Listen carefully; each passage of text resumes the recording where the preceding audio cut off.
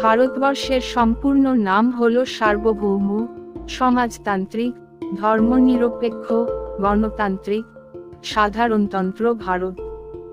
ভারতে সাধারণতন্ত্র দিবস বা প্রজাতন্ত্র দিবস পালিত হয় 1950 সালের 26শে জানুয়ারি তারিখে।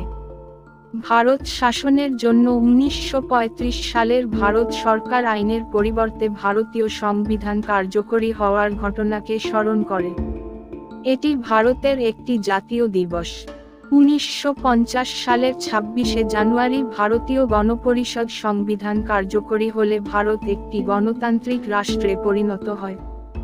কার্যকরী হওয়ার ঠিক 2 মাস আগে 1949 খ্রিস্টাব্দের 26শে নভেম্বর গণপরিষদ কর্তৃক ভারতের সংবিধান অনুমোদিত হয়। 26শে জানুয়ারি দিনটিকে সংবিধান কার্যকর করার জন্য বেছে নেওয়া হয়েছিল কারণ 1930 খ্রিস্টাব্দের ওই একই দিনে ভারতীয় জাতীয় কংগ্রেস কর্তৃক পূর্ণ স্বরাজের সংকল্প ঘোষিত ও গৃহীত হয়েছিল। এই দিনটি ভারতের 3টি জাতীয় দিবসের অন্যতম। অন্য 2টি জাতীয় দিবস যথাক্রমে স্বাধীনতা দিবস ও গান্ধী জয়ন্তী। এই দিন সারা ভারতেই নানা অনুষ্ঠানের আয়োজন করা হয়। কেন্দ্রীয় কুচকাওয়াজের অনুষ্ঠানটি হয় নতুন দিল্লির রাজপথে। ভারতের রাষ্ট্রপতি এই অনুষ্ঠানে উপস্থিত থাকেন। ইতিহাস: 15ই আগস্ট 1947-এ দীর্ঘ স্বাধীনতা আন্দোলনের ফলে ভারত ব্রিটিশ শাসন থেকে মুক্তি পায়। এই স্বাধীনতা আন্দোলনের বিশেষ বৈশিষ্ট্য ছিল মহাত্মা গান্ধীর নেতৃত্বে পরিচালিত প্রায় সম্পূর্ণ শান্তিপূর্ণ অহিংস অসহযোগ আন্দোলন ও আইন অমান্য আন্দোলন। স্বাধীনতা লাভের প্রক্রিয়াটি সম্পূর্ণ হয় যুক্তরাজ্যের সংসদে ভারতীয় স্বাধীনতা আইন পাশ হওয়ার মাধ্যমে। এর ফলে ব্রিটিশ ভারত ভেঙে গিয়ে কমনওয়েলথ অফ নেশনস এর অন্তর্গত অধিরাজ্য হিসেবে 2টি স্বাধীন রাষ্ট্র ভারত ও পাকিস্তানের জন্ম হয়। 15ই আগস্ট 1947-এ ভারত স্বাধীন হলেও দেশের প্রধান হিসেবে তখনও বহাল ছিলেন ষষ্ঠ জর্জ এবং লর্ড লুই মাউন্টব্যাটেন। এরা ছিলেন গভর্নর জেনারেল। তখনও দেশে কোনো স্থায়ী সংবিধান ছিল না। ঔপনিবেশিক ভারত শাসন আইনে কিছু রদবদল ঘটিয়েই দেশ শাসনের কাজ চলছিল। 1947 খ্রিস্টাব্দের 28শে আগস্ট একটি স্থায়ী সংবিধান রচনার জন্য ড্রাফটিং কমিটি গঠন করা হয়। এই কমিটির চেয়ারম্যান ছিলেন ভীমরাও রামজি আম্বেদকর। 1947 খ্রিস্টাব্দের 4 নভেম্বর কমিটি একটি খসড়া সংবিধান প্রস্তুত করে গণপরিষদে জমা দেয়।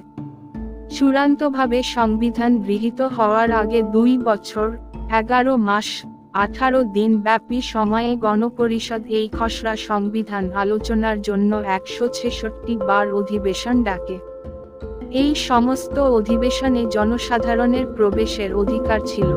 1949 সালের 26শে নভেম্বর স্বাধীন ভারতের সংবিধান গৃহীত হবার পর ঠিক করা হয় 1930 সালের 26শে জানুয়ারি প্রথম স্বাধীনতা দিবস পালনের সেই দিনটিকে শ্রদ্ধা জানিয়ে 1950 সালের 26শে জানুয়ারি থেকে ভারতের সংবিধান কার্যকর হবে এবং সেদিন থেকে প্রজাতান্ত্রিক ভারতবর্ষ বা রিপাবলিক অফ ইন্ডিয়া হিসেবে পরিচিত হবে।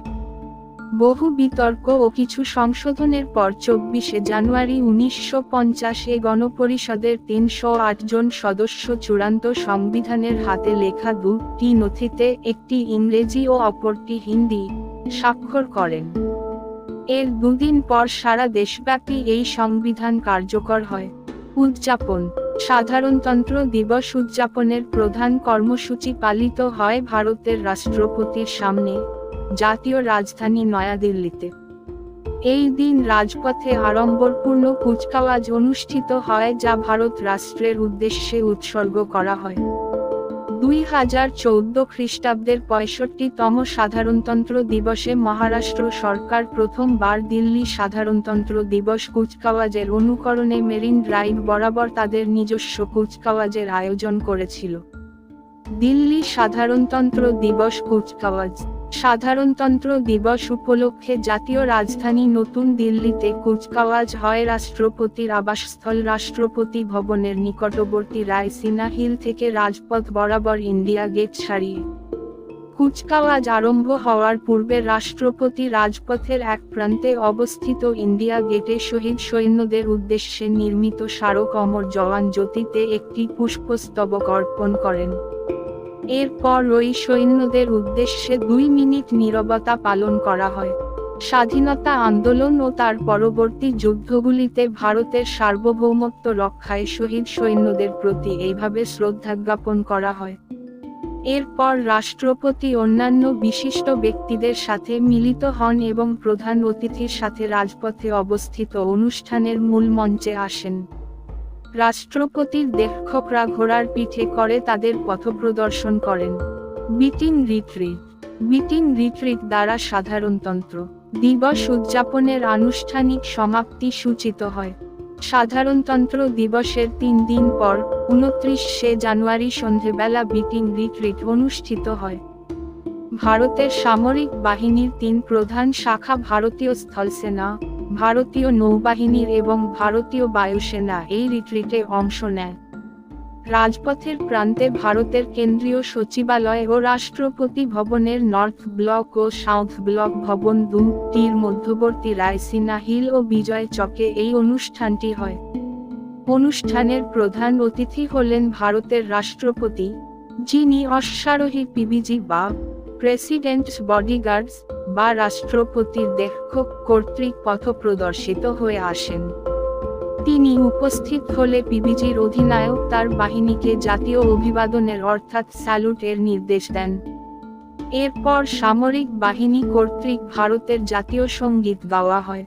এই সঙ্গীতের পাশাপাশি সম্মিলিত স্থল, জল ও বায়ুসেনার বিভিন্ন ব্যান্ড, পাইপ, ভেরি প্রভৃতি বাদ্যযন্ত্রের কুশলীরা অনুষ্ঠানের শেষ লগ্নে সারে জাহাজ সে আচ্ছা প্রভৃতি দেশাত্মবোধক গানের আয়োজনও করেন। এরকম ভাবেই প্রতিবছর প্রজাতন্ত্র দিবস পালন করা হয়। এছাড়া পুরো ভারতের মধ্যে সমস্ত স্কুল, কলেজ, ক্লাবে পতাকা উত্তোলন করা হয় এবং ফুল দেয়া হয় বিপ্লবীদের গলায়। বিভিন্ন রকমের অনুষ্ঠান হয়, ছেলেমেয়েরা অনেক নাচ গান কবিতা আবৃত্তি, প্যারেড করে থাকে। প্রতিবছর এইভাবেই পুরো দেশ জুড়ে প্রজাতন্ত্র দিবস পালন করা হয়। এরকমই বিশ্বের আরও মহাপুরুষদের জীবন কাহিনী বা অজানা তথ্য জানতে এবং বিশ্বের নানা ইতিহাস ও অজানা তথ্য পেতে এই চ্যানেলটি অবশ্যই সাবস্ক্রাইব করে রাখবেন।